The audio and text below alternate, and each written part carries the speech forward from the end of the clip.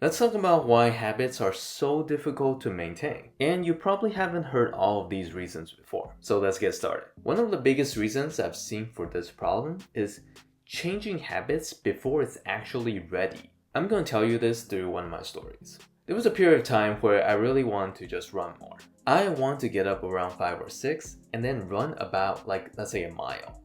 But it was really hard getting up. Because when you wake up, it's cold, it's raining, sometimes there's ice. It's not fun. And I'm telling you, just running through the cold wind, it just straight up just sucks. I was forcing myself to do this for a while, and then I thought I was actually ready to take on another habit. After running, I thought it'd be kind of nice to have kind of like a morning breakfast, like a nutrition shake. But this is where it all started to change.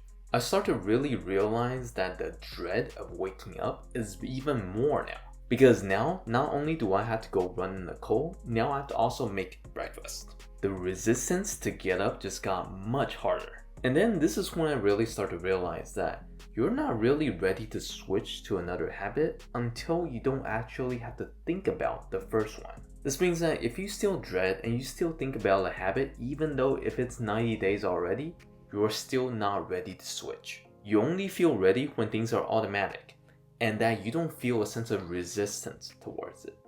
If you're looking to become a man that knows their way around the world, hit that subscribe button. Next is that the habits that you're trying to add might not actually be fitting for you. Have you ever had just people telling you how to memorize things and it just really doesn't work for you? I tried the mind palace memorizing technique and some people swear on this, but it just did not work for me. So this is why part of you had to really pay attention to your own sense of tendencies. What kind of methods or techniques have worked really well for you in the past? Always try to learn multiple ways of doing the same things because one of them might work amazingly for you. This means sometimes if you don't understand something, change the teacher. Because there are always some teachers with some methods that are much more suited for you. If something doesn't work, it doesn't always mean that it's you. Sometimes it's just not the right match. And also remember that there are a heck of a lot of people in this world. At least one of them will have the same problem as you. Next, you might be having conflicting habits. If you're trying to adopt a habit of really focusing without distractions, but you also have this habit of instantly replying to everything that's on your phone. These things will cancel out because you can't have both. Same things. If you have a habit of not being able to stop once you start playing games, forget about cooking because these things will clash. So sometimes what's really stopping you isn't because that you're not putting enough effort into your habit, it's because of the existing habits that are there that's really stopping you and that you need to remove these habits. So remember that you only really have so much room in your life. If you want to take on something good, you have to let the old stuff go so you can become a better person. Last is, you don't want to let one failure ruin everything.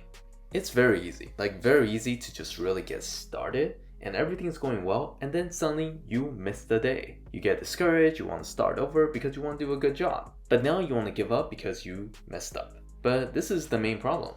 People letting themselves go because of a few mistakes. When in reality, they could just pick themselves up tomorrow and just keep going. This is the difference between someone that hit 5 out of 30 days versus 25 out of 30 days. The results is night and day. It's very common to fail within the whole transforming process. But too many people let the failures affect them way too much. If you fail, so what? Building habits is really about a numbers game. The more reps you put in, the better you'll become.